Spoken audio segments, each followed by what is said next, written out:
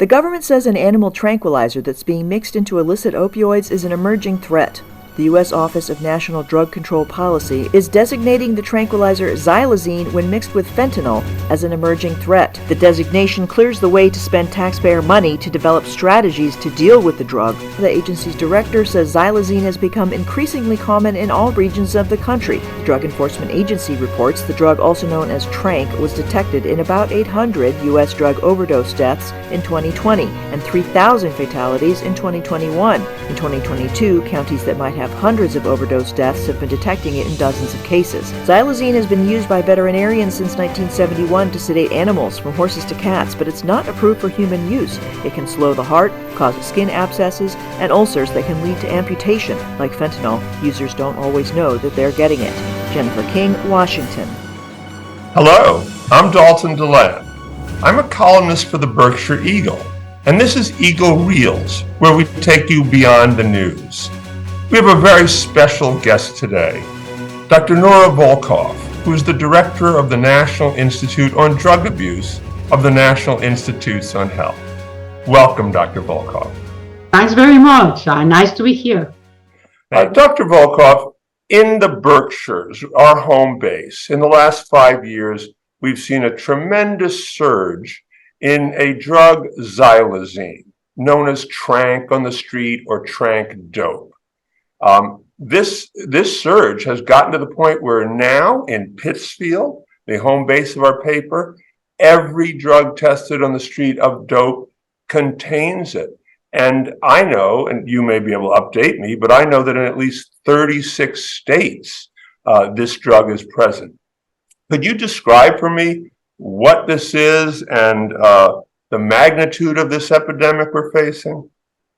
Yeah, no, and it is something that took us by surprise because xylazine is actually not an addictive substance. So if you take it, you're not going to get high. But what has happened is that the dealers are using it as a filler to sell fentanyl. And what they've done by doing this combination is actually created a product that is longer lasting than if you just take fentanyl by itself. So the effects of fentanyl, the high from fentanyl, is short-lasting. But if you mix it with xylazine, then you have a longer-lasting effect. And xylazine is actually quite cheap and easy to get access to. And so it's really a business model that has led to this proliferation. But what I said, it took us by surprise because a priori, you wouldn't expect a drug that in and of itself, by itself, is not addictive, that it would have such a level of dissemination.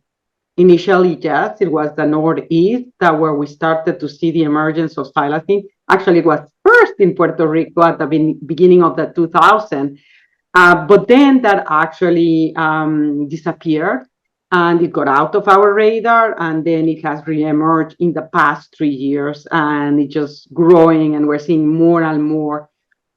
Basically, there's even reports of presence of xylazine in the states that are in Mexico that are bordering with the United States. So it's just going everywhere.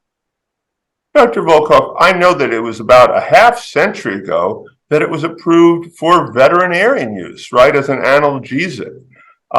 Any reason why almost suddenly after all these years, is it somehow that it became available? Could you tell us a little about what we know about how it's coming through and whether not being a controlled substance for humans has been part of what has exacerbated its ability to be used?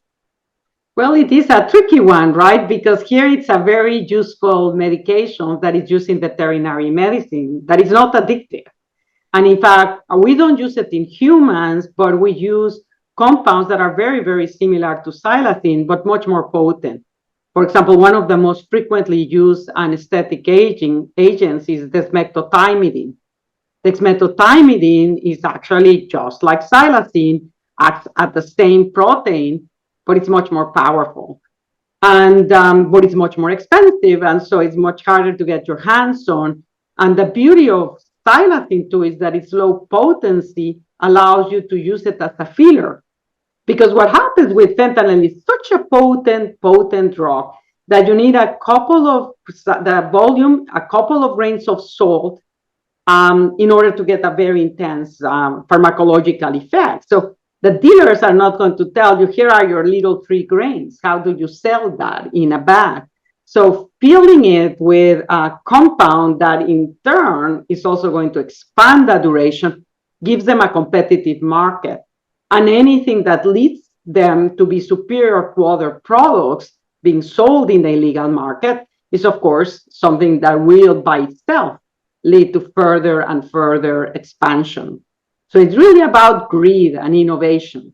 And so this drug has been around for a long time. It would not make much sense per se in the past to combine it with drugs that you didn't have the problem of volume. But now that they are faced with fentanyl, yes, we're seeing xylazine in, and I'm saying it unfortunately, innovative within the black market to do this. It's very unfortunately used for something that can be so dangerous. Thank you, Dr. Volkow. A couple of questions about actual medical scientific effect. One body, one brain. I've heard it referred to as a zombie drug. It almost sounds like it's The Walking Dead, meets flesh-eating, bacteria or something. It's almost science fiction. Is that an exaggeration? Is that true sometimes? Can you give us a sense of the real physical potential effects of this drug? Well, it's really, I guess, a metaphorical way of describing what happens to people. I mean, you are using xylazine as a sedative, as an anesthetic. So guess what? When you take a sedative and anesthetic, you look like a zombie, right? And when you combine it with fentanyl, that also sedates you, you can see why people are walking like they are not aroused. And this is a problem because actually it can lead for the person to basically be in a very sedated state for a much longer period of time than if they were just taking fentanyl. Thank you. I believe in that case, from what I've read in some police reports, it has therefore been involved in rape or other terrible things because of this particular, again, zombie, I don't know a better word, effect that it has on people. Yeah, no, and it's really very unfortunate, absolutely making individuals vulnerable for violence, including rape. But the other thing is, if you are so sedated and you fall unconscious on the street, you will be there unconscious for several hours. And that leads to lesions and damage, because if you don't move, that can be very, very harmful for your body. So it has many, many detrimental effects. And in fact, one of the things that has generated a lot of concern is that people that are taking xylazine, even if they don't know that they are developing these very fast-growing skin lesions that have actually turned out to be quite difficult to treat. And I guess part of the difficulties of treating them is that they grow very, very rapidly. And we don't really completely understand what are the different mechanisms that are accounting for these lesions that can be so severe that they can result in amputation. So when you bring these two things together, on the one hand, a drug that's going to be putting excessive sedation, then you have a drug that's actually generating these lesions that grow very, very rapidly. And the third effect of that xylazine does when it combines with fentanyl is xylazine by itself, you don't need fentanyl or any other opioids, will decrease the ability of your lungs to oxygenate the blood. So that when that happens and it's severe, we call it hypoxemia. And when you are taking an opioid, what opioids do is they decrease the respiratory rate. So you are combining two drugs with different mechanisms that are reducing the ability of our bodies to actually extract oxygen and bring it into our brains. And that is extraordinarily harmful. For once, that's the reason why people die, because from overdoses, they don't have enough oxygenation, and that kills the brain, that kills the heart. And when you are taking xylazine, the lack of oxygen in the blood, what we call hypoxemia, actually is much longer duration than if you are just having hypoxemia from fentanyl.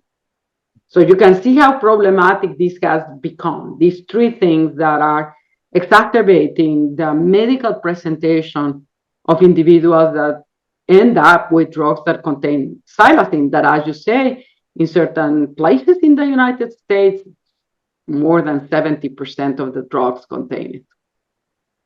Thank you. That is chilling. And also to hear with this, lung depressive effect and so forth, that, Narcan, naloxone, this has been promoted intelligently by NIH and others to help in the case of opioid overdoses. Is there anything for xylazine? What can communities and hospitals do then with this drug that is not an opioid? What can people do to turn it around? Is there something communities should think about to help people in their area?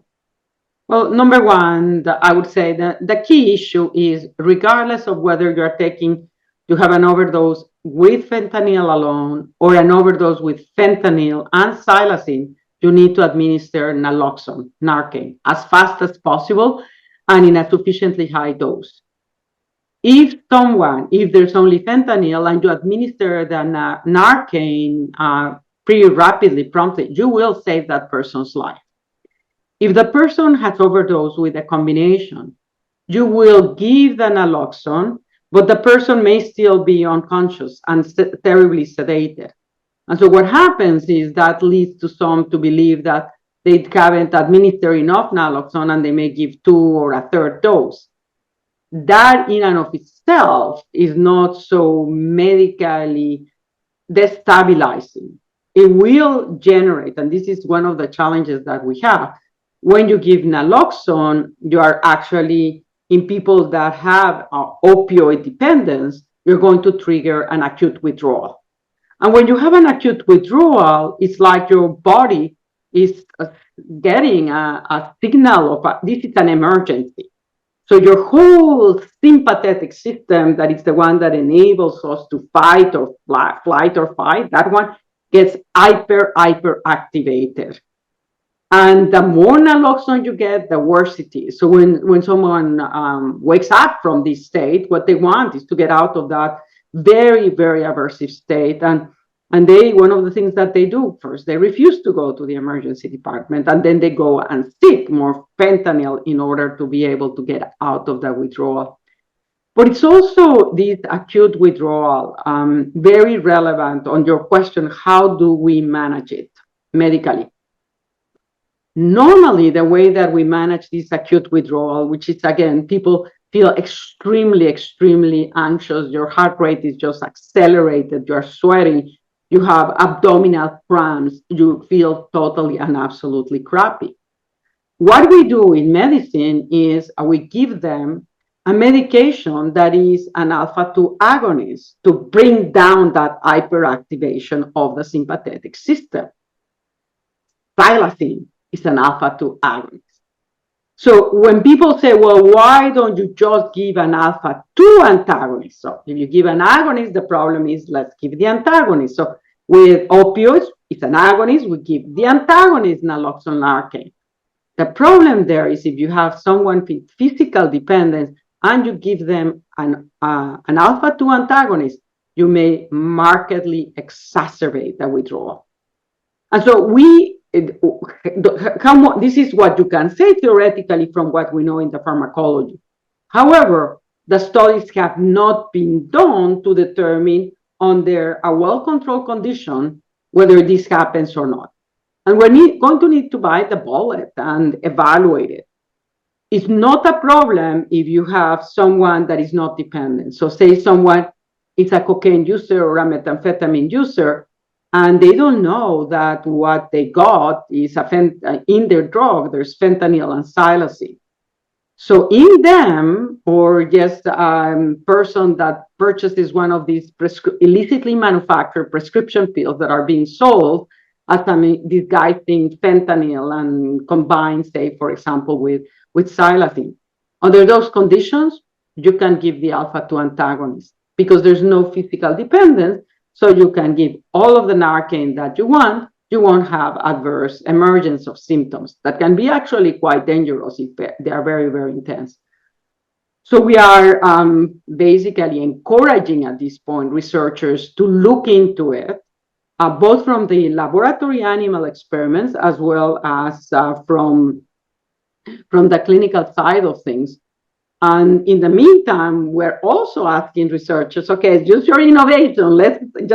Let's counteract innovation on in the drug dealers with innovation on the therapeutics, on strategies that can help on people that are overdosing with fentanyl and xylazine that have physical dependence, in whom we may not be able to give an alpha-2 antagonist. So that's another area of science. And we're also encouraging clinicians in hospitals to share with us best practices that have led to the optimal outcomes, so that then those practices can be used to develop guidelines on how to treat people that end up in the emergency room or in hospitals or in clinics with these double drug overdoses. Dr. Volkow, finally, is there hope? Do you have hope, or what is there that we could do to turn this around? Of course I have hope. I mean, I actually, no, by no means do I not have hope. I think that human ingenuity is extraordinary. I mean, like anything else, it can go for a good thing or it can go for a bad thing. But science is advancing an extraordinary fast pace, and there is a commitment of a lot of people to address the overdose crisis. So there are innovations that I think are very, very promising. For example, one of the areas that we have been funding now for many years at NIDA is the development of vaccines, and now we're developing monoclonal antibodies. And so just like with COVID, there were monoclonal antibodies that you inject into the patient and they go and basically interfere with the virus to get you infected.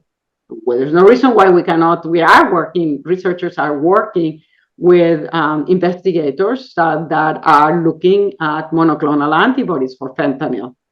And I was speaking earlier with a researcher, one of the researchers, and he was sort of saying, well, you know, Nora, I've been thinking about developing a monoclonal antibody for xylazine and fentanyl.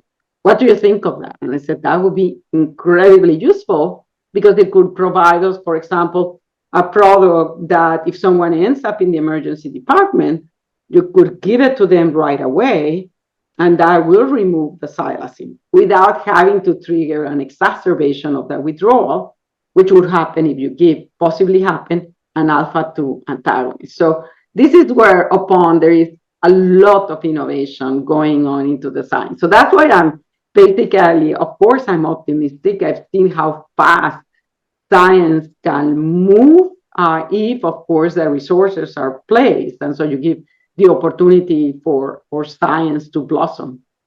You know, we saw that, didn't we, during the pandemic, and that amazing speed with which we were able to deal, and science was on a rocket. And I'm going to join you in hope that what you're describing will come to pass as well. Dr. Volkow, thank you so much, not only for making the time for us today, and for the extraordinary help and lucidity of your comments, but also, by the way, for the 20 years of leadership that you've brought to advancing our knowledge and treatment of addiction. Viewers, thank you for watching. If you are already a subscriber to the Berkshire Eagle, thank you for that. If you're not yet a subscriber, please consider becoming one.